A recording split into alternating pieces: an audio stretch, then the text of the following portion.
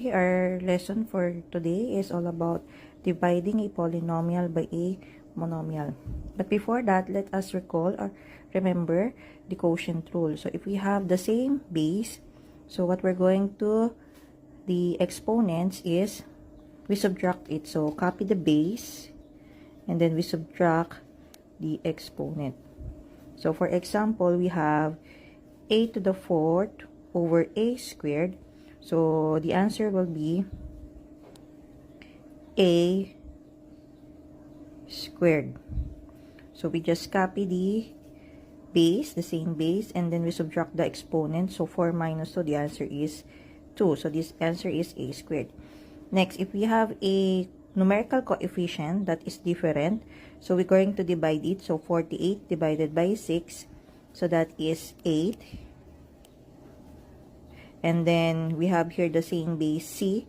We have here 3, and here we have an invisible 1. So 3 minus 1, the answer is 2. So copy the same base, and then the exponent is 2.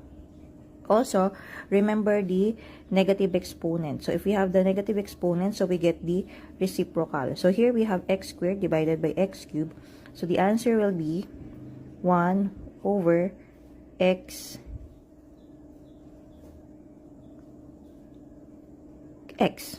because subtracting 2 minus 3, we have negative 1. So we're going to put the variables in the denominator. Next, another example, we have 49xy squared divided by or over 7x squared y. So 49 divided by 7, we have here 7. And then we have x over x squared. So we're going to put